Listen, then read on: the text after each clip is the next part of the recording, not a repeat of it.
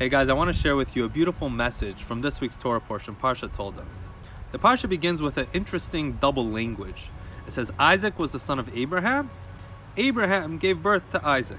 Now, the Torah doesn't use extra language when it doesn't need to. So obviously, if Isaac was the son of Abraham, then Abraham gave birth to Isaac. Why the double language?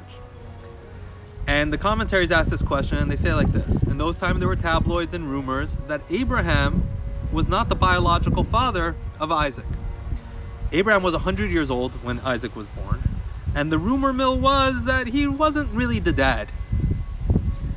And so God made a miracle where Isaac's physical features resembled Abraham's to a T. So that if you looked at Isaac, there was absolutely zero doubt that he was the son of Abraham. And Abraham was the biological dad, and he was the dad. But the commentaries, the Medrash takes it a step further. It says not only did they resemble each other physically, but spiritually as well. Their DNA were very similar. And it's a very interesting comment because when you look at the life of Abraham and Isaac, they seemed very different. The driving attribute of Abraham was kindness, and you can see this in his actions. His tent was always open. Him and Sarah, they were always welcoming people. He was outgoing, teaching people. Kindness was his driving attribute. Isaac, on the other hand, was more gvura, severity, more of an introvert, more serious. And we see this in his relentless pursuit of digging wells. The wells that Abraham, his father, dug and had been blocked up by the Philistines, he kept uncovering them, they kept stopping them up, and he kept on digging again. But it was this quiet determination. It was more of a serious nature. So they definitely did not seem similar to each other. So what is the Medrash saying that they resembled each other even on a spiritual level? And the commentaries and the Rebbe really points this out, that this is really the beauty of the Jewish people. And we see it from its inception with Abraham and Isaac. There are different ways of serving God and connecting to God. In Abraham's lifetime, what that moment called for was Abraham's characteristics of outgoingness, of teaching people.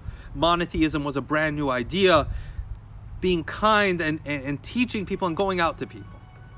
During Isaac's time, what was required with all these challenges of people coming at him and trying to stop up the wells was a determination, a quiet, serious determination.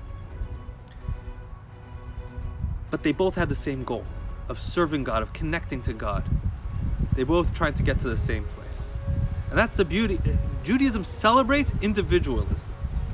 We all have different ways of serving and connecting to God. For some people, they connect more on the intellectual level. For some, it's more on the actionable level. For some, it's more on the ritual level. For some, it might be on an artistic level.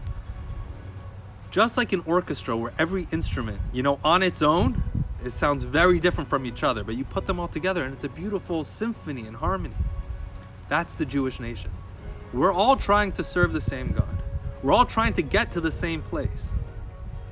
But we all have our different talents and personalities and what we focus on in our way of serving God. So Shabbat Shalom, let's celebrate our individualism with the recognition that at our core, we are all doing the same thing. We are all trying to connect to God on a personal level. Shabbat Shalom.